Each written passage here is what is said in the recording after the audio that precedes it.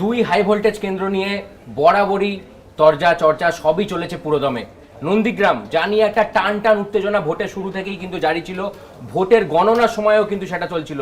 একটা সময়ে শুভেন্দু অধিকারী একটা বিশাল অঙ্কে এগিয়ে গেলেও শেষ বেলায় শেষ হাসিটা আবারও নন্দীগ্রামে শুভেন্দু অধিকারী কিন্তু হাসলেন। যা লেটেস্ট আপডেট আসছে তাতে আমরা দেখতে পাচ্ছি শুভেন্দু অধিকারী ইতিমধ্যেই কিন্তু নন্দীগ্রামে জয় ছিনিয়ে নিয়েছেন। এবার নিশ্চয়ই আপনাদের নজর ভবানীপুরে কি হচ্ছে, ভবানীপুরের আপডেট কি, আর এটাই আপনাদের বলবো, আপডেট ভবানীপুরে আসছে না। কেন বলছে এই কথাটা, শর্মিষ্ঠাদির কাছে চলে যাবো।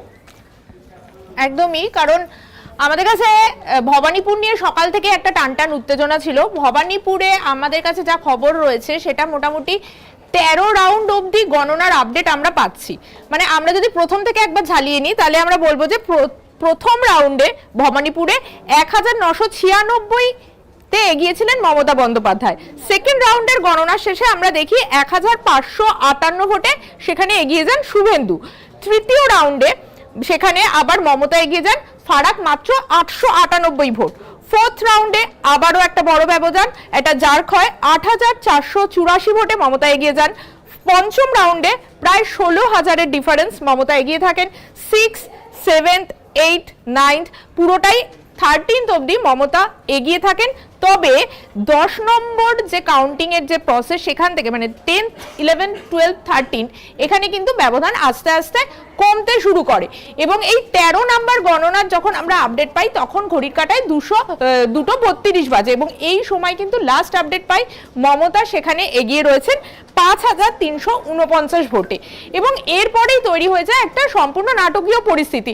মানে 2:32-42 পর থেকে হঠাৎ করেই বাইরে আমাদের কাছে আপডেট আসা বন্ধ হয়ে যায় যে গণনার রাউন্ডে কতটা কি ফিগার তৈরি হচ্ছে সেটা আমাদের কাছে জানতে পারি না আমরা বাইরে। 3:15 নাগাদ হঠাৎ করে দেখি যে সেখানে বিজেপি প্রার্থী শুভেন্দু অধিকারী শাখাওয়াত মেমোরিয়ালে মানে যেটা গণনা কেন্দ্র সেখানে পৌঁছে যান এবং তার কিছুক্ষণ পরেই আমরা দেখতে পাই সেখানে মমতার যিনি নির্বাচনী এজেন্ট বাবলু শেখ তিনি বেরিয়ে আসেন এবং তিনি বেরিয়ে এসে কি করলেন না একটা অভিযোগ করলেন ভেতরে তাদের মানে কারচুপি হচ্ছে এবং তাদের মারধর করা হচ্ছে।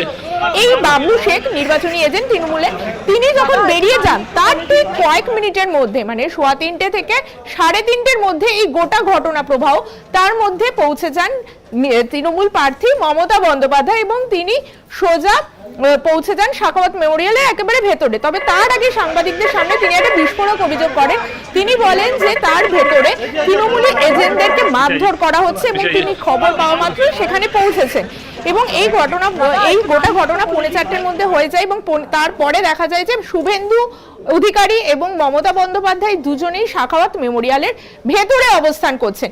কিছুক্ষণ পর শুভেন্দু অধিকারী যিনি নির্বাচনী এজেন্ট সূর্যনীল তিনি বেরিয়ে আসেন এবং তিনি এসে সাংবাদিকদের সামনে একটি বিস্ফোরক অভিযোগ করেন। তিনি বলেন যে কিভাবে তৃণমূল প্রার্থী হেভিওয়েট হওয়া সত্ত্বেও তিনি মোবাইল ফোন নিয়ে ভেতরে গিয়েছেন।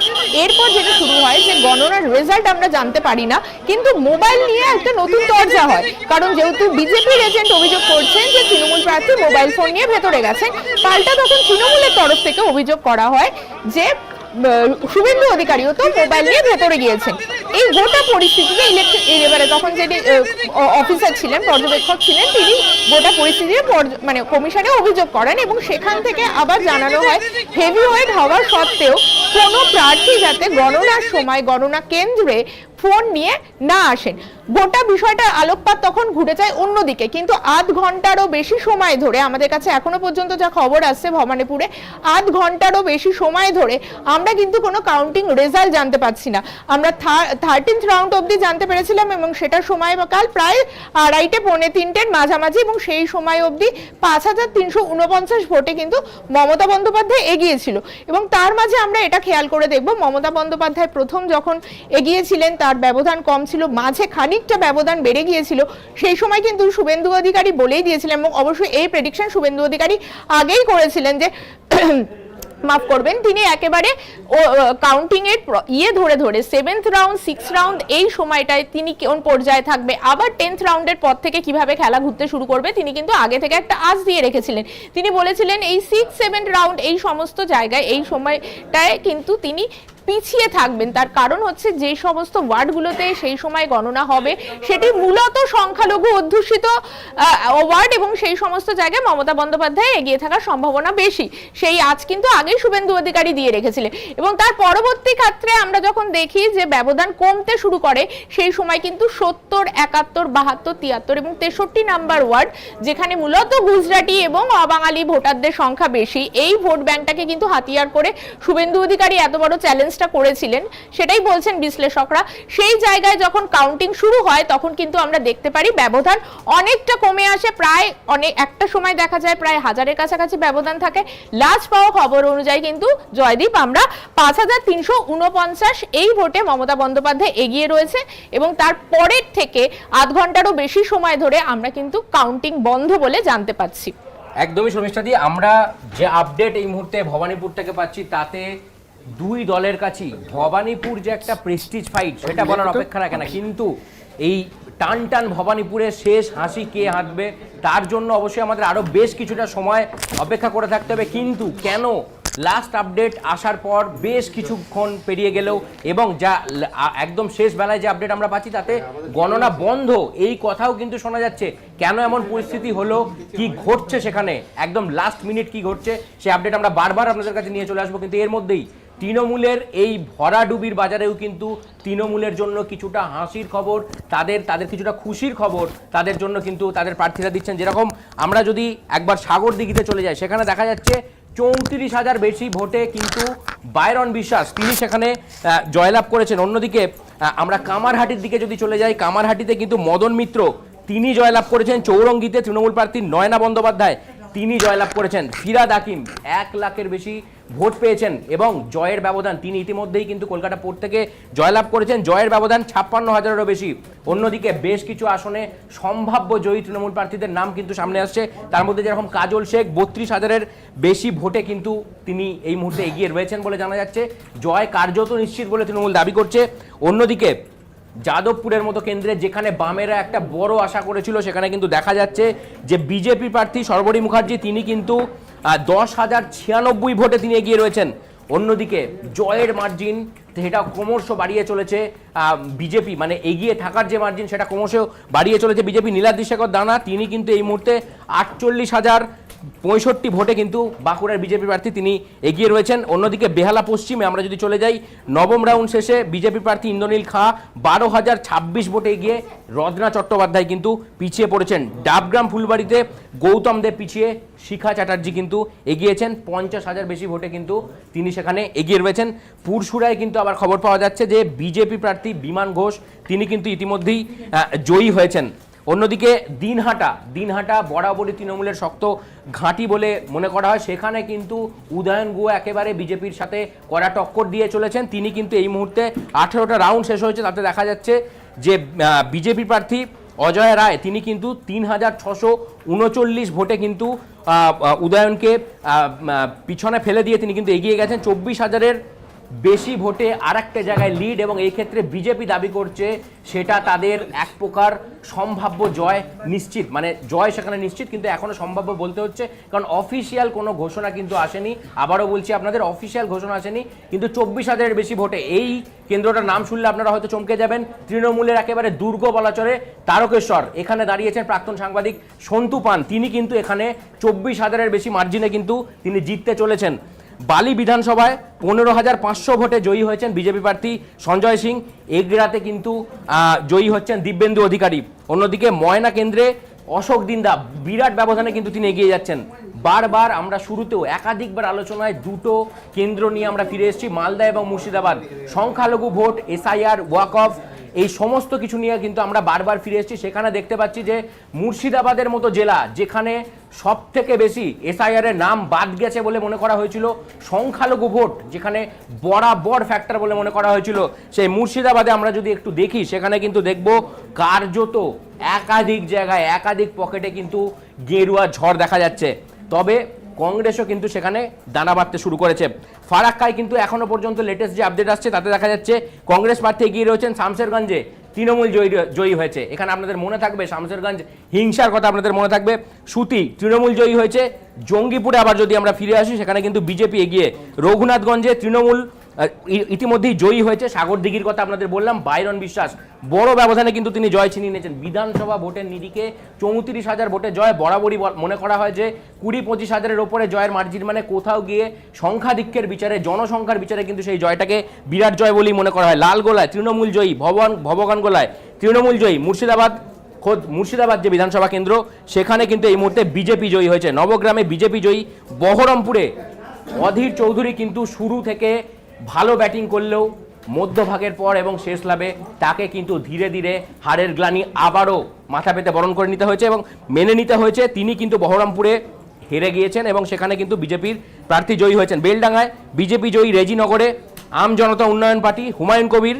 নওদায় আবারও হুমায়ুন কবির দুটো আসনে লড়ছিলেন, দুটোতেই কিন্তু তিনি জয় ছিনিয়ে এনেছেন। হরিহরপাড়ায় তৃণমূল জয়ী হয়েছে, জলঙ্গিতে তৃণমূল জয়ী। রানীনগরে এখানে সিপিএমের একটা সম্ভাব্য আসন বলে বারবার শোনা যাচ্ছিল যে এখানে সিপিএম এগিয়ে থাকতে পারে, কিন্তু বাম, তৃণমূল, বিজেপি তিনজনকে পিছিয়ে ফেলে এখানে হচ্ছে যে কংগ্রেসের প্রার্থী কিন্তু জয়ী হয়েছেন। অর্থাৎ কংগ্রেস শূন্য বিধানসভা এরকমটা এবারে আর থাকছে না, সেই ছবিটা একেবারে স্পষ্ট হয়ে গেছে।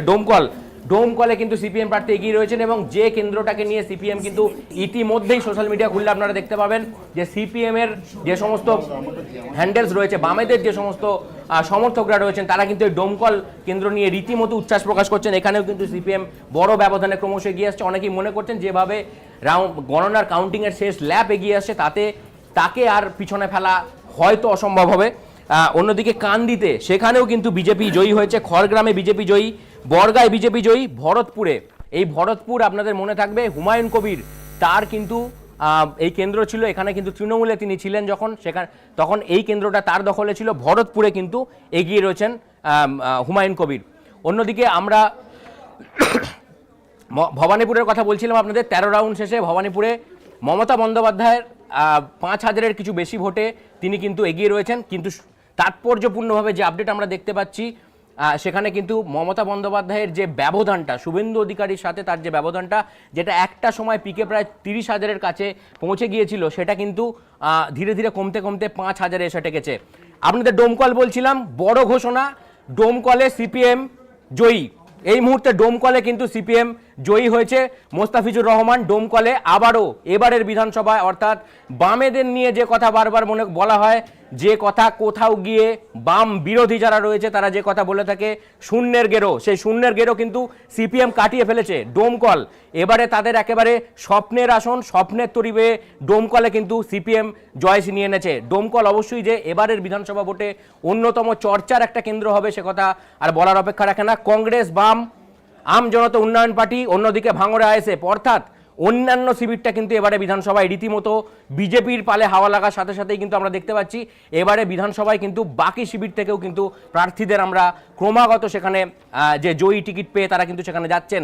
অন্যদিকে লেটেস্ট আপডেটে যা দেখতে পাচ্ছি যে তৃণমূল 80-তে চলে এসেছে, বিজেপি মানে লিডের নিরিখে কিন্তু 207, তার মধ্যে অবশ্যই জয়ী আসনগুলো তো রয়েছে, লিডের নিরিখে কিন্তু বিজেপির সংখ্যাটা 207। যে কথা বারবার তৃণমূল বলে এসেছিল যে এইবারের ভোটে 200 কার্যত নিশ্চিত, সেটা 230 বা 40 হয় কিনা সেইটা যেন বিজেপি বড্ড মন থেকে নিয়ে নিয়েছিল। এবং কিন্তু সম্ভাব্য যে এক্সিট পোল সেখানেও কিন্তু দেখানো হয়েছিল যে বিজেপির যে সম্ভাবনা সেটা অনেকটাই বেশি, প্রায় সিংহভাগ এক্সিট পোল কিন্তু বিজেপিকে এগিয়ে রেখেছিল। এবার সেই এক্সিট পোলের থিওরি যেন কোথাও গিয়ে, এক্সিট পোলের যে সমীক্ষা সেটাই যেন কোথাও বাস্তবে মিলে যাচ্ছে এবং কিন্তু ফলাফলও কিন্তু সেই দিকে ইঙ্গিত করছে। তৃণমূলের এই মুহূর্তে লিড নেওয়া আসনের সংখ্যা কিন্তু 80। অন্যদিকে আমরা দেখতে পাচ্ছি মাথা ভাঙার ক্ষেত্রে আরও বেশ কিছু বিজেপির হেভিওয়েট ক্যান্ডিডেট রয়েছেন। নিশীথ প্রামাণিক তিনি কিন্তু এখনও এগিয়ে রয়েছেন। স্বপ্না বর্মন রাজগঞ্জ থেকে তিনি কিন্তু পিছিয়ে রয়েছেন। নওশাদ সিদ্দিকীর কথা আপনাদের বললাম, নওশাদ সিদ্দিকী ইতিমধ্যেই কিন্তু জয় ঘোষণা হয়ে গেছে নওশাদ সিদ্দিকীর। কলতন দাশগুপ্ত সিপিএমের আর এক হেভিওয়েট প্রার্থী, যাকে নিয়ে পানিহাটিতে রীতিমতো জোর কদমে প্রচার চালিয়েছে, তার গান সোশ্যাল মাধ্যমে ঝড় তুলেছে। সেই কলতান কিন্তু ইতিমধ্যেই পিছিয়ে তো অনেকক্ষণ আগেই পড়েছিলেন, পানিহাটিতে জয় ঘোষণা হয়ে গিয়েছে, সেখানে কিন্তু বিজেপি প্রার্থী জয়ী হয়েছেন। একই সাথে আমরা যদি কিছু উত্তরবঙ্গের আসনগুলোর দিকে চলে যাই তাহলে সেখানে দেখতে পাবো যে জলপাইগুড়িতে 7টা আসন কিন্তু বিজেপির দখলে, কালিম্পংয়ে 1টা আসন একটাই বিজেপির দখলে, দার্জিলিংয়ের দিকে যদি চলে যায় তাহলে দেখতে পাবো সেখানে 5টা আসন 5টাই রয়েছে বিজেপির দখলে। অন্যদিকে উত্তর দিনাজপুরে 9টা আসন, তার মধ্যে 4টে বিজেপি, টিএমসি 5। দক্ষিণ দিনাজপুরে বিজেপি 3টে আসন, তৃণমূল 3টে আসন। মালদার ক্ষেত্রে এই মালদা কিন্তু বারবারই এখানে 6-6, এই মুহূর্তে আসনের ক্ষেত্রে মালদা এসআইআর ওয়াক অফ সব ক্ষেত্রেই কিন্তু বারবারই খবরের শিরোনামে এসছে। মুর্শিদাবাদ যে কথা বলছিলাম সেখানে কিন্তু বিজেপির ঝড় উঠলেও তৃণমূল কিন্তু এখনো পর্যন্ত 9টা আসনে রয়েছে। উত্তর 24 পরগনার দিকে আমরা যদি চলে আসি, দক্ষিণবঙ্গে তৃণমূল 11, বিজেপি 22। দক্ষিণ 24 পরগনায় আমরা দেখতে পাচ্ছি কলকাতার ক্ষেত্রে কলকাতায় 11টা আসনের মধ্যে তৃণমূল এই মুহূর্তে 6টা আসনে, বিজেপি 5টি আসনে কিন্তু জয়ের মুখ দেখতে চলেছে। হাওড়ায় 16টা আসনের মধ্যে টিএমসি 7, বিজেপি 6। হুগলির ক্ষেত্রে বিজেপি 16, তৃণমূল 2। এই আসনটা তাৎপর্যপূর্ণভাবে এই হুগলি, হাওড়া, পূর্ব বর্ধমান, এই পূর্ব বর্ধমান, এই পুরো বেলটাই কিন্তু বরাবরই তৃণমূলের শক্ত ঘাঁটি হিসেবে পরিচিত থেকেছে এবং সেইখানে কিন্তু এবারে রীতিমতো একেবারে ধস নেমেছে বলা যেতে পারে তৃণমূলের গড়ে।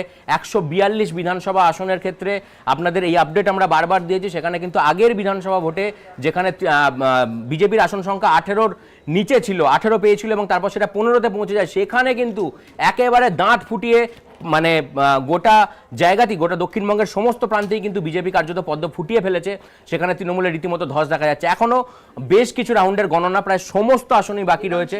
সেখানে কতটা কি ফল আসে সেদিকে আমাদের নজর থাকবে। আগের ভোটে তৃণমূলের আরেক প্রার্থী তরুণ তুর্কি দেবাংশু ভট্টাচার্য টিকিট পাওয়া নিয়ে তীব্র জল্পনা শুরু হয়েছিল, প্রচারের ময়দানে ঝড় তুলেছিলেন। এবারের ভোটে চুঁচুড়ায় দেবাংশুকে টিকিট দেয় তৃণমূল এবং সেখানে অসিত মজুমদারের সাথে তার শুরুর দিকের যে একটা সংঘাতের আবহ, এবং এই চুঁচুড়াতে কিন্তু হুগলির সাংসদ এবং চুঁচুড়ার বিধায়কের মধ্যে যে সংঘাত মানুষ দেখেছে, এবং সেখানে কিন্তু এই মুহূর্তে লেটেস্ট যে আপডেট আসছে তাতে হচ্ছে দেবাংশু ভট্টাচার্য কিন্তু পরাজিত হয়েছেন। এবার তার হার কেন হলো? অসিত মজুমদার তিনি কিন্তু তার প্রচারে ঝাঁপিয়েছিলেন, এরকমটাই ছবি দেখেছিলাম, কিন্তু দেবাংশু হেরেছেন। এই মুহূর্তে কিন্তু এই আপডেটই আসছে, পুরোটার দিকে আমাদের নজর থাকবে। ততক্ষণ আপনাদের নজর থাকুক TV9 বাংলা ডিজিটালে।